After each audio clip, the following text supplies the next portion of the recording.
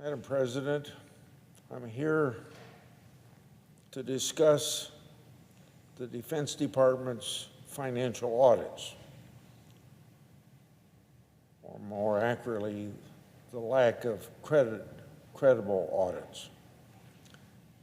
My colleagues know that I'm as stubborn as a mule when it comes to my oversight work of the Pentagon's accounting system, or lack of system. I wish I could stop sounding like a broken record when talking about the Pentagon's financial track record. The Pentagon is,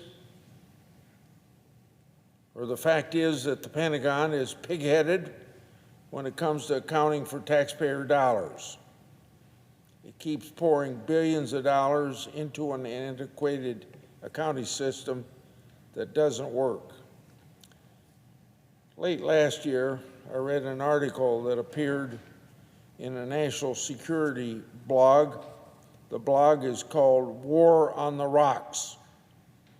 This blog article is called, quote, "The Pentagon Can't Count. It's time to reinvent the audit," end of quote. It was written by Steve Blank, a business professor at Stanford University. As a former member of the Defense Business Board, the professor calls for a whole new approach to defense auditing. The Pentagon is spending $1 billion a year, and these are his quotes, to incrementally get better.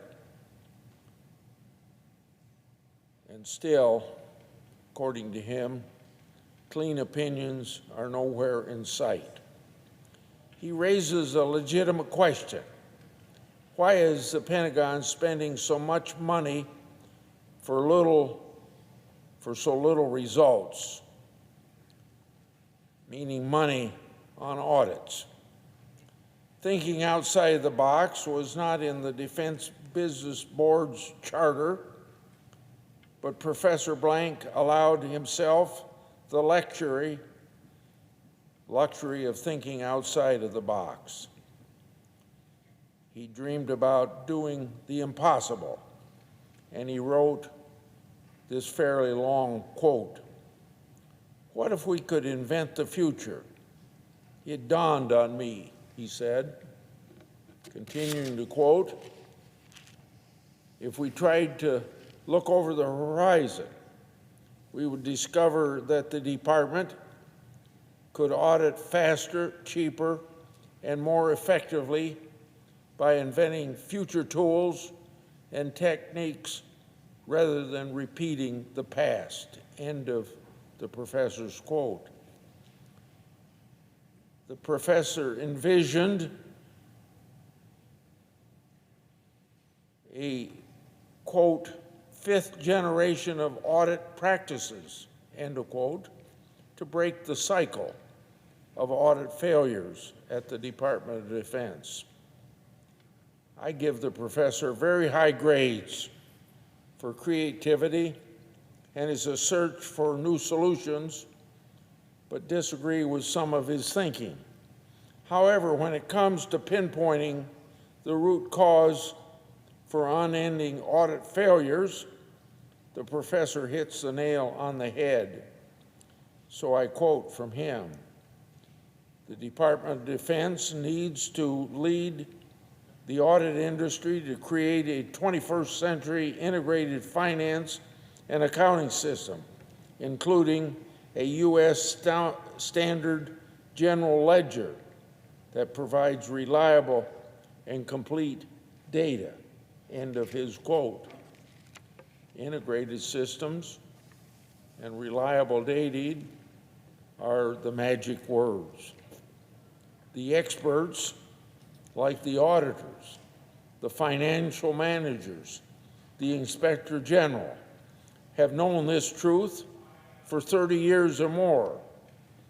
They dutifully report it, wringing their hands in frustration, and then rinse and repeat the cycle from one year to the next year.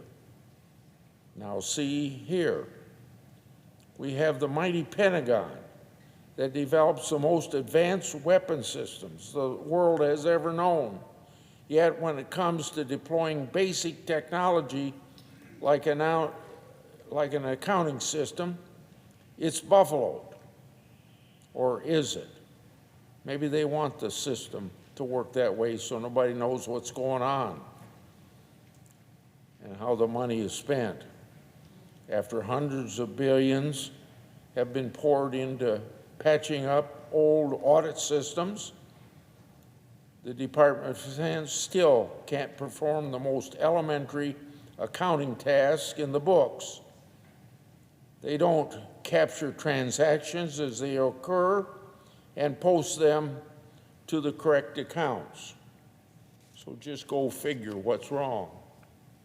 Well, there once was a true sage consigned to an attic cubbyhole in the Pentagon who claimed to know the answer. That person was Ernest Fitzgerald. We called him Ernie. Ernie was the management systems deputy of the Air Force in the controller's office. He blew the whistle on the C-5A cost overruns, and of course got fired when President Nixon didn't like what he testified before the Congress of the United States. Some years after being restored to his post, and he was restored only by court order, he was detailed to my staff for several years to lead a joint review of the internal controls over vendor payments. Ernie believed the Pentagon barons lorded over their financial fiefdoms for one reason, and one reason only. They did not want to see the status quo go away. Pretty simple. Keeping the books in disarray gives the Department of Defense so-called flexibility to hide overspending and other financial shenanigans. Once upon a time, a promising fix lent credence to Ernie Fitzgerald theory. It was called the Defense Corporate Database Warehouse System. It was at the threshold of success when it got torpedoed. And torpedoed by who? The bureaucrats in the Defense Department. That system could have been a building block for a modern accounting system that might have delivered a victory to the American taxpayer. If the brass was truly committed to cleaning up the books, it would have happened long ago. The technology is there for the taking. To break out of the cycle of failures, we need to step back, hit the audit reset button, and chart a new course. As a first step, Secretary of Defense Austin should hold the Chief Financial Officer accountable for failing to have an accounting system that meets statutory requirements. That's as simple as Accounting 101, and Accounting 101 is in my book. If Secretary Austin holds the CFO feet to the fire, just maybe we will finally see a course of correction.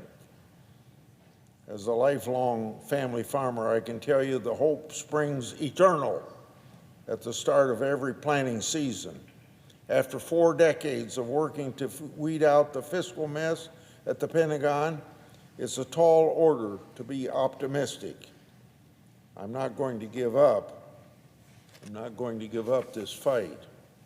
With the help of a team of auditors under the leadership of Government Accountability Office General Counsel Emanuele Perez, and support from our allies, maybe together we can nudge the department in a new direction. Otherwise, expect more of the same, colossal waste on failed audits. I yield the floor.